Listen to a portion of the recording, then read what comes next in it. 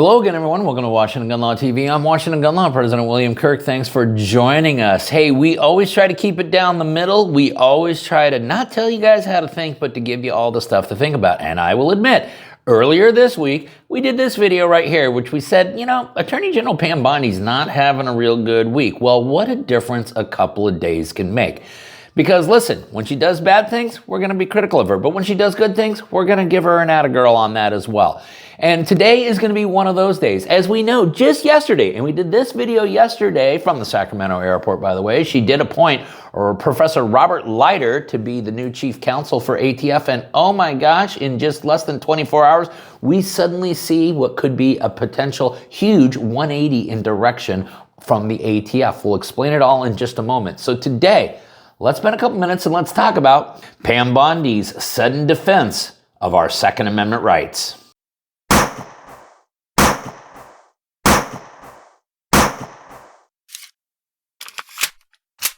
Okay, hey, before we get going too far down the road we're going down, let's remember that this video is being brought to us by our good friends over at the Sonoran Desert Institute. That's right, get ready to start arming yourself with education today, and get ready to launch your career through education today, and most importantly, get ready to start defending the inalienable rights of millions of Americans nationwide, all through what? That's right, education.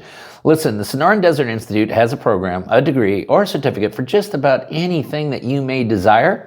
So for more information, check them out in the description box below, or easier yet, just visit them at sti.edu. Okay, America, we are back onto Attorney General Pam Bondi. It is a constantly moving story. I know that many of you are incredibly lukewarm, or some of you are actually ice cold on her, and I am not suggesting that you don't have good reasons. Many of you do. Myself, I've been a little lukewarm. Even earlier this week, we did this video about her. But you got to admit, the last 48 hours have been pretty good, because yesterday we find out that Professor Robert Leiter, a staunch Second Amendment advocate, had now been appointed as chief counsel for the ATF, which was a really, really good move. And in less than 24 hours since he was hired for that position, we're going to now circle back to the case of United States v. Peterson. That is the case where a three-judge panel of the Fifth Circuit shockingly found that, well, suppressors don't constitute arms, and since they don't constitute arms, they are afforded absolutely no Second Amendment protection whatsoever. We talked about the response brief that the Department of Justice had filed against the petition for an en banc review, where they basically doubled, tripled, quadrupled down on that exact theory and sentiment. However, today, the Department of Justice has filed a separate document. As a matter of fact, the document is called Government's Unopposed Motion to Delay Ruling on Defendant Appellant's Petition for Rehearing en banc.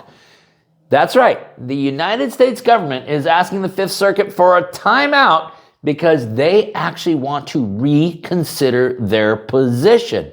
The filing by the United States Department of Justice today says in pertinent parts, the United States of America moves this court to delay its ruling on defendant appellant George Peterson's petition for rehearing en banc for 30 days to allow the government an opportunity to further consider its position.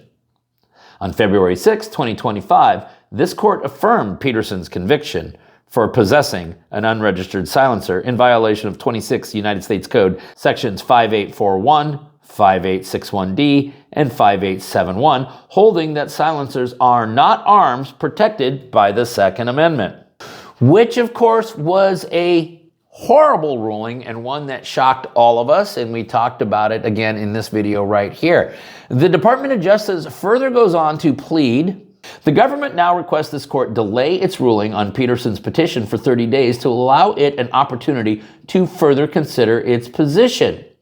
On February 7, 2025, the President issued Executive Order 14206 protecting Second Amendment rights, directing the Attorney General to examine all executive actions to present a proposed plan to protect the Second Amendment rights of all Americans. In implementing that order, the Department of Justice is reevaluating its litigation positions regarding silencers. So, why did we get the brief in opposition only to then have a, well, timeout, maybe we don't really think about that filing? I don't know. It's a little sloppy. But what it does mean to us right now, in the here and now, is that in less than 48 hours, we have a new chief counsel of ATF, a staunch Second Amendment supporter, and we are already beginning to see the United States Department of Justice beginning to back off some of their more ludicrous positions, as mentioned here in the case of United States v. Peterson. Now, does that mean that the sun has risen again and Pam Bondi is going to be the great savior of all of our Second Amendment rights? I'm not saying that. But what I am saying is we're going to try to keep it down the middle here. When she has a bad week, we're going to call her for having a bad week. And the first half of this week, not so good. But the second half of the week, actually, Attorney General Bondi's having a pretty good week.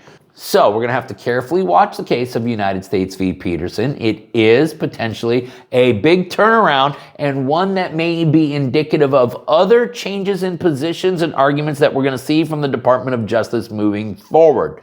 Okay, the case once again is United States v. Peterson. We'll link it up down below so that you can geek out on it for yourself. If you got any questions about this or anything else related to what's left of our Second Amendment rights, you guys should know how to get a hold of Washington gun law by now. But if you don't, that's okay. That information down there in the description box. If you got an idea for a video we should be doing around here, all you got to do is click on that link right there and tell us all about it. If you want to subscribe to the monthly newsletter, the information on how to do that's down there in the description box. And then finally, and most importantly, America, let's remember that part of being the lawful and responsible gun owner, like we talk about all the time here, is to know what the law is in every situation and how it applies to you in any instance that you may find yourself. Until next time, thanks for watching and stay safe.